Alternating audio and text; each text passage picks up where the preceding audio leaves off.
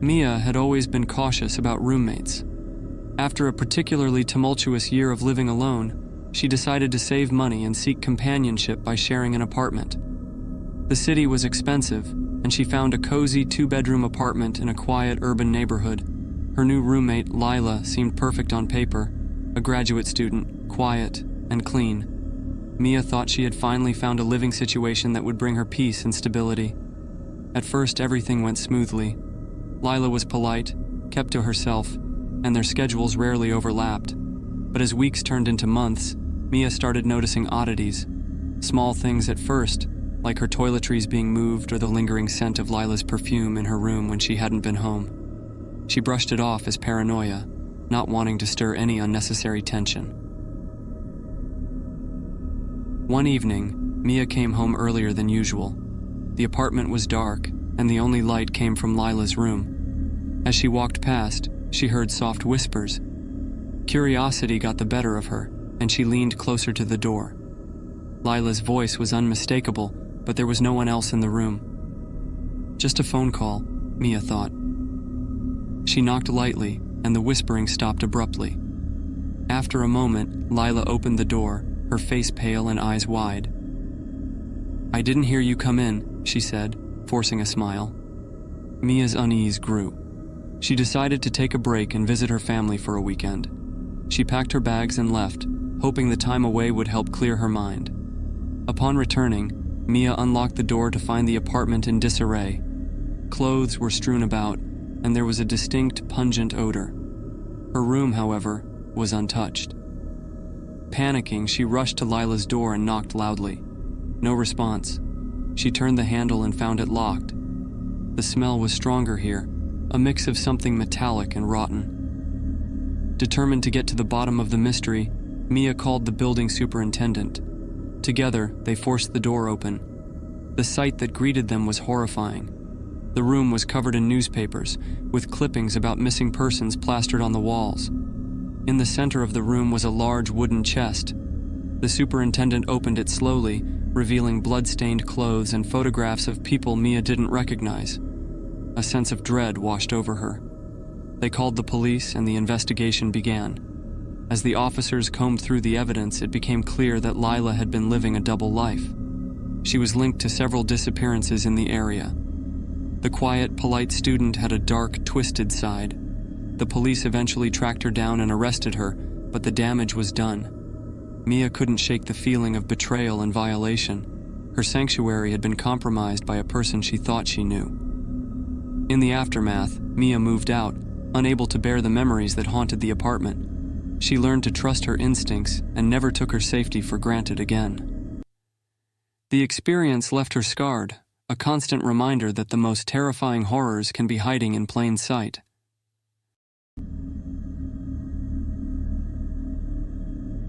The evening was quiet, the kind that tricked you into thinking everything was normal. Julie sat on her couch, scrolling through her phone, waiting for her food delivery. She had been using the same app for months, always getting her order on time. Tonight, she had ordered her favorite, a large pepperoni pizza and a side of garlic knots. The app notified her that her food was on its way, and she saw the little car icon inching closer to her home. Her phone buzzed. It was a message from the delivery driver, a man named Carl. "Hey Julie, just a heads up, I'm almost there," it read. She appreciated the courtesy and sent a quick thanks in response. She got up to prepare some plates and napkins, excited for her meal.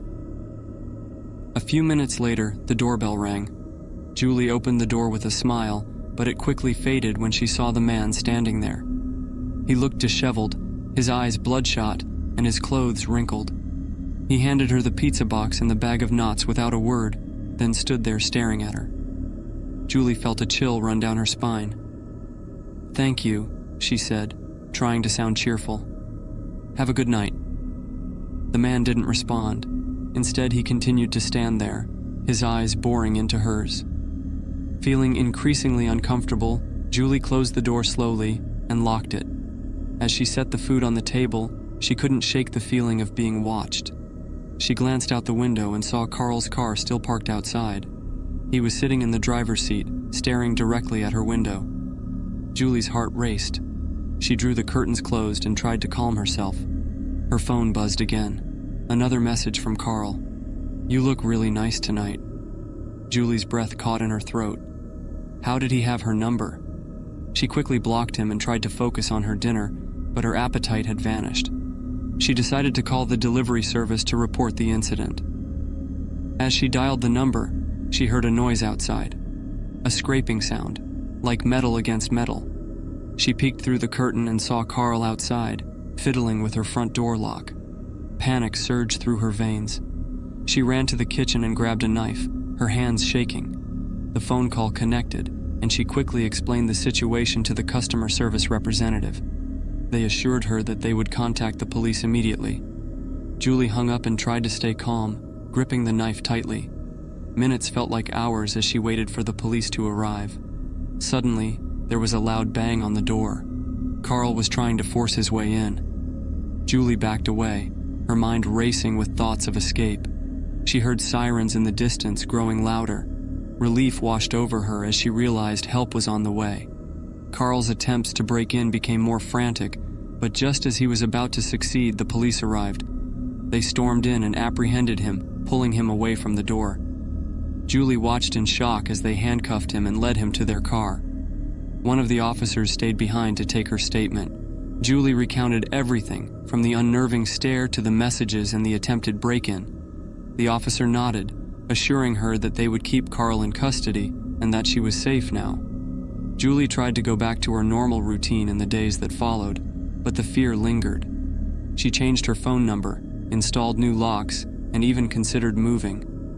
Every time she heard a car pull up outside, her heart would race, and she'd feel a wave of anxiety wash over her. Months passed, and the incident became a distant memory. Julie eventually felt safe enough to use food delivery services again, but she always chose pickup instead of delivery. She couldn't shake the feeling of vulnerability that came with having a stranger know where she lived. One evening, as she was picking up her order from a local restaurant, she glanced at the delivery drivers waiting for their assignments. Her blood ran cold when she recognized Carl among them. He hadn't seen her, but the sight of him brought all the fear and trauma rushing back. Julie left the restaurant in a hurry, her mind racing. How was he out? Why was he back to delivering food? She knew she couldn't live in fear forever, but she also knew she had to be more careful. As she drove home, she resolved to find a new way to enjoy her meals, one that didn't involve the risks and uncertainties of food delivery.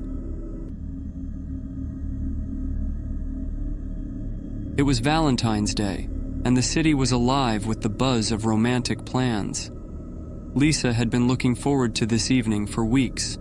Her boyfriend, Mark, had hinted at a surprise dinner at a new restaurant downtown. The anticipation of a perfect night added a lightness to her step as she walked home from work.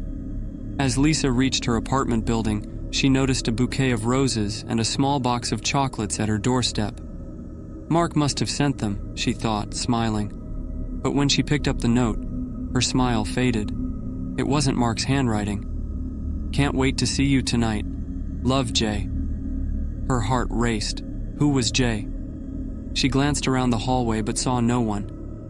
Pushing the unsettling feeling aside, she entered her apartment and decided to call Mark. He didn't pick up. Lisa shrugged off the unease and began getting ready. She slipped into her favorite red dress, touched up her makeup, and waited for Mark's arrival. An hour passed and he was still not there. She called again. No answer. Her anxiety grew, but she tried to stay calm.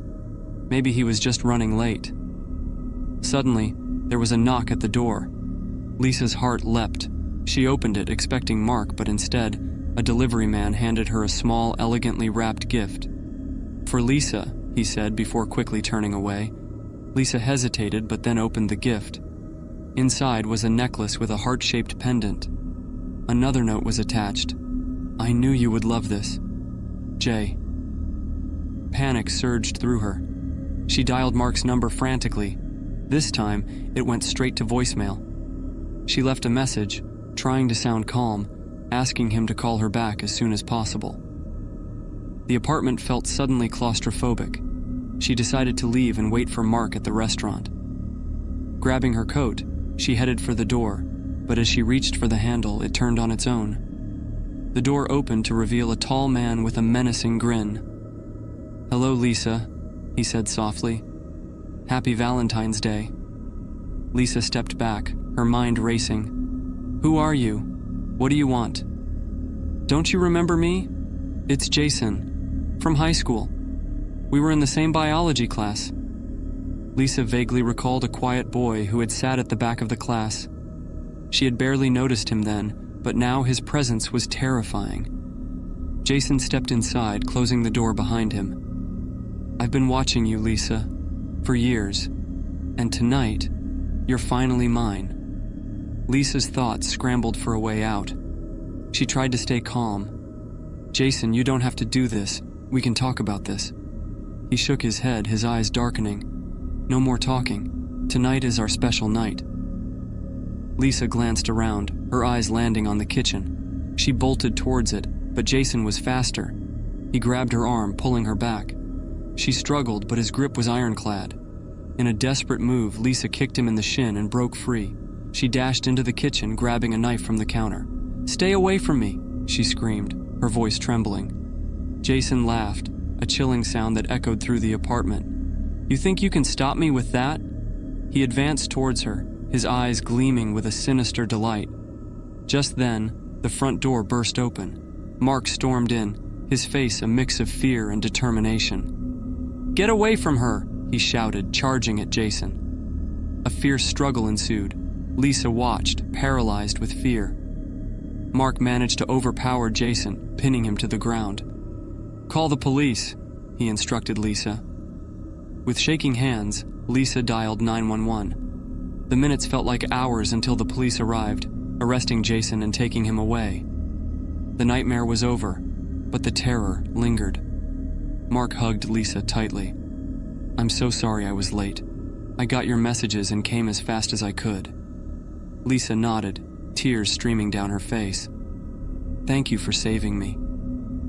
In the following days, Lisa learned more about Jason's obsession. He had been stalking her for years, his infatuation growing into a dangerous delusion.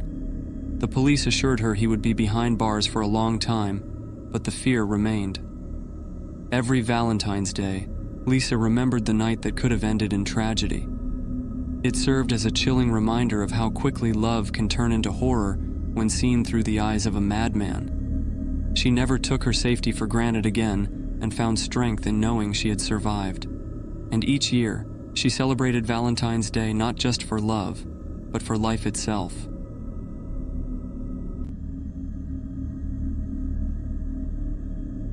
Rachel had always been cautious when driving alone at night.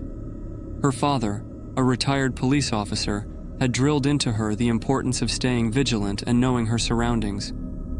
It was late, just past midnight, and Rachel was driving home from a friend's house on a deserted stretch of highway. Her heart skipped a beat when she saw the flashing red and blue lights in her rearview mirror. She hadn't been speeding, and there were no cars around. Confused but compliant, she pulled over to the side of the road. The officer approached her car, his uniform neat and his demeanor authoritative. "License and registration, ma'am," he said, his voice calm yet commanding. Rachel handed over her documents, her hands slightly trembling. "What did I do, officer?" she asked, trying to keep her voice steady. "Routine check," he replied, not looking up from her license. "Step out of the vehicle, please." Her father's warnings echoed in her mind. "Never step out unless you're sure it's a real cop," he had said. "Ask for identification." Gathering her courage, Rachel asked, "Can I see your badge, officer?" The man's eyes flickered with annoyance, but he complied, showing her a badge briefly before tucking it away. Something felt off. The badge didn't look quite right, and the officer's behavior seemed overly tense. Rachel's instincts screamed at her to drive away, but fear rooted her to the spot. She slowly opened her door and stepped out, her heart pounding in her chest. The officer grabbed her arm, his grip too tight, causing her to wince. "This isn't necessary," she protested, trying to pull her arm free. "Just follow instructions, ma'am," he said, leading her towards his car. Panic surged through her as she noticed there was no police radio inside. no equipment that should be there. Her suspicion turned to certainty. This man wasn't a cop. Summoning every ounce of strength, Rachel twisted out of his grip and ran towards her car. She could hear him cursing behind her, but adrenaline fueled her escape. She slammed the door shut, locked it, and floored the accelerator. Her hands shook uncontrollably as she sped down the highway, glancing in her rearview mirror to see the fake cop's car tailing her. She reached for her phone, dialing 911 with trembling fingers. 911, what's your emergency? The operator's calm voice was a lifeline. I'm being chased by a man impersonating a police officer, Rachel blurted out, tears streaming down her face. She gave her location, her voice shaking with fear. Stay on the line, ma'am. Officers are on their way, the operator assured her. The chase felt like an eternity, but finally, real police cars appeared, sirens blaring. The fake cop's car veered off the road and disappeared into the night. Rachel pulled over again, this time surrounded by genuine officers. Are you okay, miss? One of them asked, his voice filled with concern. Rachel nodded, though her entire body was trembling. She recounted the incident, describing the man and his car in detail. The officers exchanged grim looks, understanding the gravity of the situation. You're lucky you trusted your instincts, one officer said. We've had reports of a man impersonating a cop in this area. We'll catch him. Rachel's relief was palpable, but the fear lingered. The man in blue had shattered her sense of safety. From that night on, every flash of red and blue lights filled her with dread, a constant reminder of how quickly trust could turn into terror. The boat cut through the still waters of Lake Serenity, its low hum the only sound in the early dawn. Peter and his best friend Mark had been planning this fishing trip for months, eager to escape the chaos of their daily lives. The lake was known for its tranquility, a secluded spot far from the beaten path, surrounded by dense woods and craggy rocks. Peter loved the serenity the lake offered, a stark contrast to his hectic city life. Mark, an avid fisherman, had regaled him with tales of the big catches he'd made here, though they rarely kept much for themselves. They were here for the thrill, the competition, and the quiet. The first few hours passed uneventfully. The sun climbed higher, casting a golden sheen on the water.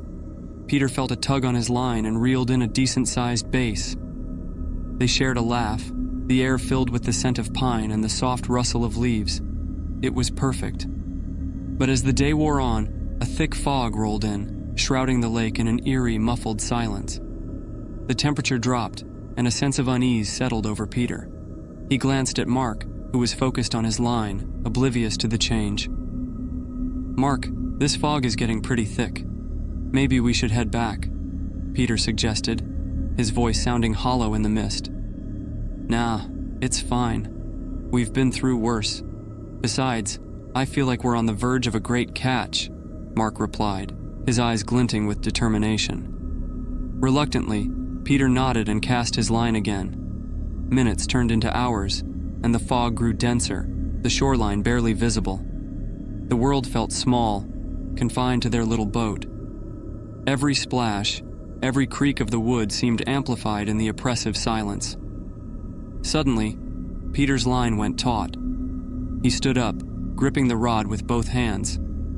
Got something? He shouted, adrenaline surging through him. Mark moved to help, but the boat rocked violently, sending Peter sprawling. He clambered back up, heart pounding, as he fought to reel in whatever was on the other end. It was a struggle, the fish, if it was a fish, putting up an extraordinary fight. Peter's muscles burned with the effort, his breath coming in ragged gasps. Finally, with a monumental heave, he pulled his catch into the boat. It was enormous, a catfish unlike any Peter had ever seen. Its pale, slick skin glistened in the foggy light, and its eyes, cloudy, almost human, stared up at him. He recoiled, a chill running down his spine. That's a monster, Mark exclaimed, awe and unease mingling in his voice. They stared at the fish, its mouth opening and closing in silent protest.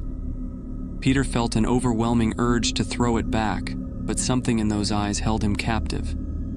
He shook his head, trying to shake off the feeling.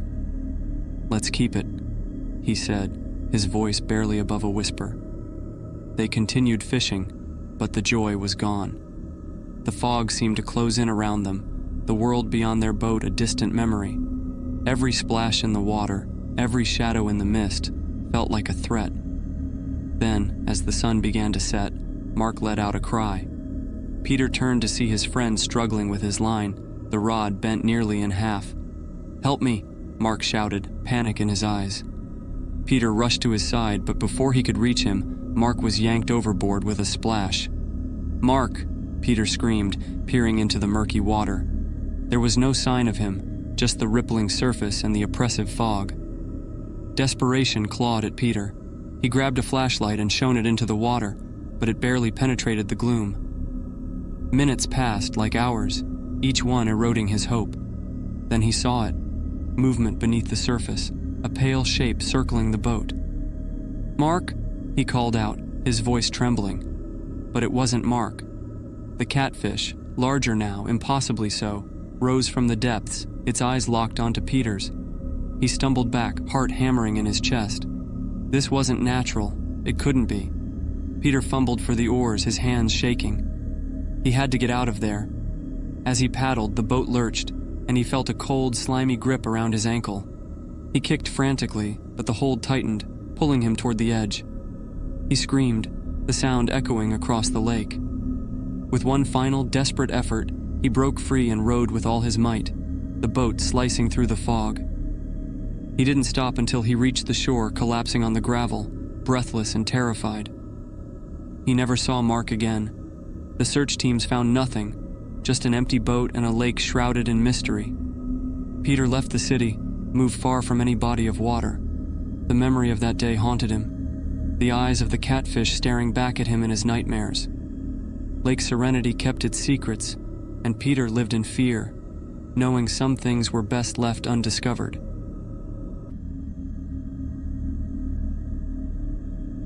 The rain fell in relentless sheets, turning the streets of the city into a network of shimmering reflections. Inside the cozy warmth of La Belle Vie, one of the city's most renowned restaurants, the atmosphere was a stark contrast to the chaos outside. Soft lighting bathed the intimate dining room in a golden glow, and the murmur of contented diners filled the air. For Sarah, tonight was supposed to be a celebration. Sarah had been working at La Belle Vie for nearly a year, quickly rising through the ranks from server to assistant manager. Tonight, she was dining as a guest for the first time, celebrating her promotion with her fiancé, David. They were seated at a secluded corner table, the ambiance perfect for a romantic evening. The evening started pleasantly. The waiter, a tall man with a friendly smile named John, brought them their menus and took their drink orders. As they sipped their wine, Sarah couldn't help but feel a twinge of pride. She had worked hard to get here, and it felt good to enjoy the fruits of her labor. Their appetizers arrived, beautifully plated and aromatic. Sarah and David chatted about their plans for the future, the conversation flowing as smoothly as the wine. But as the evening progressed, Sarah began to notice small things that seemed off. The normally impeccable service was slow, the staff seemed tense, and there was an unusual sense of unease in the air. When their entrees finally arrived, Sarah noticed a strange look in John's eyes as he set the plates down. His smile was still there, but it didn't reach his eyes. She dismissed it as her imagination, attributing it to the stress of the busy night. As they ate, Sarah's unease grew. The food, while delicious, had an odd aftertaste she couldn't quite place. She looked around the dining room, noticing the subtle tension among the diners. Whispers and worried glances were exchanged, and the air seemed to grow thicker with each passing moment. David, ever the supportive partner, noticed her discomfort. "Are you okay, Sarah? You seem a bit off," he asked, concern in his voice. "I'm fine," she replied, forcing a smile. "Just a little tired, I guess." But she wasn't fine. A creeping dread was settling in her stomach, and she couldn't shake the feeling that something was very wrong. She glanced towards the kitchen where she saw the head chef, Marcus, arguing heatedly with another staff member. The sight of Marcus, usually so composed, in such a state only heightened her anxiety. Sarah excused herself and made her way to the restroom, needing a moment to gather her thoughts. As she walked down the hallway, she overheard snippets of conversation from the staff lounge. Words like contaminated, recall, and sick sent a chill down her spine. She pushed open the door to the restroom and splashed cold water on her face, trying to calm herself. Her mind raced, piecing together the fragments of what she had heard. She needed to find out what was going on. Returning to the dining room, she saw David looking worried. "What took you so long?" he asked. But before she could answer, a commotion erupted from a nearby table. A man had collapsed, clutching his stomach, and diners were screaming for help. Panic spread like wildfire.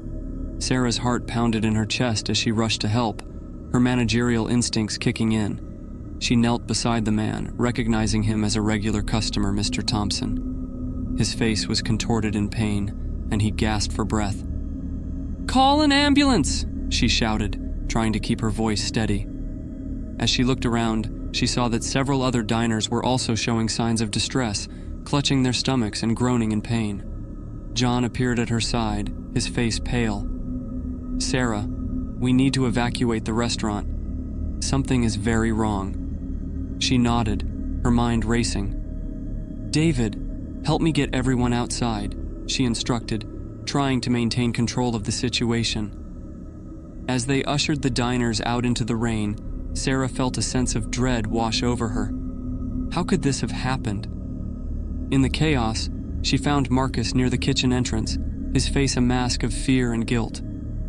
"Marcus, what's going on?" she demanded, grabbing his arm. He looked at her, eyes wide with terror. "The fish, it was contaminated. We didn't know. There was a recall, but the message didn't reach us in time. It's my fault, Sarah. I should have checked." Her blood ran cold. The fish. The special that night had been a rare imported fish, one that Marcus had been excited to serve. She had eaten it too. The realization hit her like a punch to the gut. "How bad is it?" she asked, her voice barely a whisper. "Bad," he replied. "Very bad." Outside, the sound of sirens approached, and Sarah's vision blurred as nausea and fear took hold. She saw David's concerned face as he held her up, his voice a distant echo in her ears. The world spun, and she felt herself collapsing. The last thing she saw was the rain-soaked pavement rushing up to meet her. In the days that followed, the horror of that night unfolded in grim detail.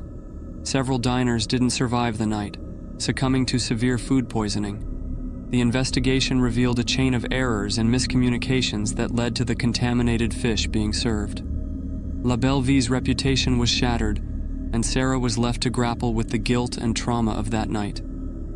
She left the city, unable to bear the memories that haunted her. Every meal, every restaurant, every bite of food was a reminder of the trust that had been broken, the lives that had been lost.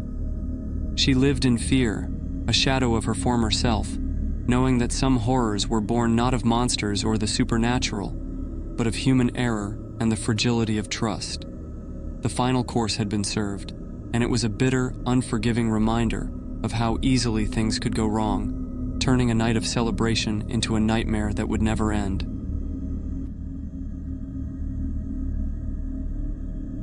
The sound of children's laughter filled the air as colorful balloons bobbed in the gentle breeze.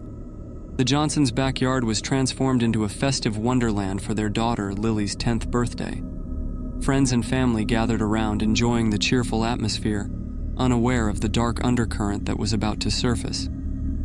As the afternoon sun began to set, Lily's mother, Karen, brought out a beautifully decorated cake. The candles flickered, casting a warm glow on Lily's excited face. She looked around at her friends, feeling a sense of pure happiness. This was the best birthday ever, she thought, surrounded by people she loved and trusted. Among the guests was Karen's childhood friend, Sarah. They had been inseparable growing up, but life had taken them in different directions. Despite the years apart, Karen had invited Sarah, hoping to rekindle their old friendship. Sarah smiled warmly at Karen, but beneath the surface, something more sinister lurked. As the cake was served, Karen noticed Sarah's gaze lingering on her husband, Mark. A pang of discomfort shot through her, but she brushed it off. She didn't want to ruin Lily's special day with her insecurities. However, the unease only grew stronger as the evening progressed. The children ran off to play games while the adults settled into small groups, chatting and laughing. Karen joined Sarah and Mark, determined to enjoy the evening. Sarah's laughter seemed forced, and Mark's smiles were too frequent. Karen felt a knot tighten in her stomach. "Remember that summer we spent at the lake?" Sarah said, her eyes glinting with something unspoken. "We had so much fun." Karen nodded, trying to push away the growing sense of dread. "Yeah, those were the days." Mark excused himself to get more drinks, leaving the two women alone. Sarah leaned in closer to Karen, her voice dropping to a whisper. "You know, some secrets from the past have a way of coming back, don't they?" Karen's heart raced. She looked into Sarah's eyes, searching for answers. "What are you talking about?" Sarah's smile was cold and unforgiving. "You should ask Mark. Maybe he remembers." Karen's world tilted. She watched as Sarah walked away, her steps slow and deliberate. The once joyful celebration now felt like a twisted game. Karen's mind raced with possibilities, each more terrifying than the last. As the night wore on, Karen found herself unable to concentrate on anything but Sarah's cryptic words. She caught glimpses of Sarah and Mark in whispered conversations, their heads close together, their expressions serious. The tension was palpable, like a storm waiting to break. When the last guest had left and Lily was tucked into bed, Karen confronted Mark. "What is going on between you and Sarah?" she demanded, her voice trembling. Mark's face paled. "What do you mean?" "Don't play dumb, Mark. She said something about secrets from the past. What is she talking about?" Mark sighed, running a hand through his hair. "It's nothing, Karen. Just old memories. Don't let her get to you." But Karen couldn't shake the feeling that something was terribly wrong. She waited until Mark had fallen asleep, then crept downstairs. She needed answers. Desperation drove her to search through Mark's phone, hoping to find something that would explain Sarah's behavior. What she found was worse than she could have imagined. Messages between Mark and Sarah, filled with confessions of a past affair, plans to rekindle what they once had. Karen's hands shook as she read the words, her vision blurring with tears. Her mind raced with thoughts of betrayal and heartbreak. The man she trusted, the father of her child, had been hiding a dark secret. And Sarah, her once dear friend, had come back to destroy everything. The next morning, Karen confronted them both. Mark tried to deny it, but the evidence was undeniable. Sarah watched with a twisted satisfaction as Karen's world crumbled. The birthday party that was meant to be a celebration of love and family had turned into a nightmare. Karen's trust was shattered, her heart broken. The suburban neighborhood that once felt like a safe haven now seemed like a prison of deceit. The laughter and joy of Lily's birthday were tainted with the bitterness of betrayal. As Karen looked at the remnants of the party, the deflated balloons and half-eaten cake, she realized that trust is fragile. Once broken, it can never be fully mended. And sometimes the most disturbing horror stories are the ones that happen in our own backyard, on what should have been the happiest of days.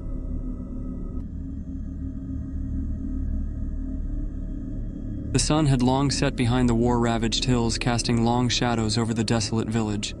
Corporal David Hayes and his squad moved cautiously through the narrow, rubble-strewn streets, their senses heightened by the eerie silence. The village had been abandoned in haste, its residents fleeing the advancing conflict, leaving behind remnants of their lives, abandoned homes, scattered belongings, and an oppressive sense of desolation. David's heart pounded in his chest as he scanned the darkness for any signs of movement. His squad had been ordered to secure the village, ensuring it was free of enemy combatants. The mission seemed straightforward, but David couldn't shake the feeling that something was terribly wrong. The silence was too complete, the darkness too impenetrable. "Stay sharp," he whispered to his men, his voice barely audible over the distant rumble of artillery. "Keep your eyes open." They moved in a tight formation, their boots crunching softly on the gravel. The air was thick with the acrid smell of smoke and the faint stench of decay. David's grip tightened on his rifle, his knuckles white. He had seen too much death, too much destruction, but the sense of dread that filled him now was different. It was deeper, more personal. As they approached the village square, the beam of David's flashlight caught something on the ground. He knelt to inspect it, his breath catching in his throat. It was a child's toy, a small stuffed bear, its once soft fur matted and dirty. He picked it up, his mind flashing to his own daughter, safe at home, far away from this nightmare. "Corporal, over here!" Private Jenkins called out, his voice tinged with fear. David rose and joined him, his stomach knotting at the sight before them. Bodies, a dozen at least, lay scattered across the square, their lifeless eyes staring up at the night sky. The villagers hadn't fled, they had been slaughtered. "Jesus," David muttered, his voice shaking. "What happened here?" The squad fanned out, checking the surrounding buildings for any signs of life. David stood in the center of the square, his mind racing. This wasn't an enemy attack. There were no bullet wounds, no signs of a struggle. These people had been executed methodically and without mercy. "Corporal, you need to see this," Sergeant Mitchell called from the doorway of a nearby house. David followed him inside, the air growing colder as he stepped over the threshold. The interior was a mess, furniture overturned, personal items scattered across the floor. Mitchell led him to a back room where a crude message had been scrawled on the wall in blood. "Traitors will pay." David's heart sank. The village had been punished, not by the enemy, but by their own people. He could almost hear the screams, the pleas for mercy that had gone unanswered. The war had turned neighbor against neighbor, friend against friend, until there was nothing left but fear and hatred. "We need to report this," David said, his voice heavy with sorrow. "This can't go unpunished." As they made their way back to the square, the sound of footsteps echoed through the empty streets. David's pulse quickened as he raised his rifle, scanning the darkness. The footsteps grew louder, closer, until a figure emerged from the shadows. It was a young girl, no more than 12, her face streaked with dirt and tears. "Help me," she whispered, her voice trembling. "Please." David's heart ached as he approached her, lowering his weapon. "It's okay," he said gently. "We're here to help." The girl looked up at him, her eyes filled with a mix of fear and relief. "They killed everyone," she sobbed. "They said we were traitors, that we deserved to die." David knelt beside her, his mind racing. The village had been betrayed by someone from within, someone who had labeled them as traitors. The thought of such senseless violence, such blind hatred, was almost too much to bear. "We're going to get you out of here," he promised, his voice firm. "You're safe now." As they prepared to leave, a sudden explosion rocked the village, sending a shockwave through the square. David was thrown to the ground, his ears ringing, his vision blurred. When he looked up, he saw chaos, buildings collapsing, flames licking at the night sky, and his men scrambling to find cover. "Ambush!" someone shouted, but it was too late. The enemy had found them, and they were trapped. David grabbed the girl, pulling her to safety behind a crumbling wall. His mind raced, trying to formulate a plan, but the realization hit him like a punch to the gut. They had been set up. The village had been a trap, bait to lure them in and destroy them. As the gunfire intensified, David felt a cold, sinking dread. He had led his men into a massacre, and now there was no way out. The girl clung to him, her small body shaking with fear, and he knew he couldn't let her die here, in this forsaken place. "Stay close," he whispered, his voice barely audible over the chaos. "We'll find a way out." With a deep breath, David rose, his rifle at the ready. He knew the odds were against them, but he refused to give up. The horrors of war had taken so much from him already, his friends, his peace of mind, his very humanity, but he would not let it take this girl's life. They moved through the village, darting from cover to cover, the enemy's bullets whizzing past them. David's heart pounded in his chest, his mind a blur of fear and determination. He could hear his men fighting, their voices filled with desperation, and he knew they were running out of time. Finally, they reached the edge of the village, where a narrow path led into the forest. David pushed the girl ahead of him, his eyes scanning the darkness for any signs of danger. The enemy was close, too close, but he couldn't let them catch her. "Go," he urged, his voice strained. "Run as fast as you can." The girl hesitated, her eyes wide with fear, but she nodded and took off down the path.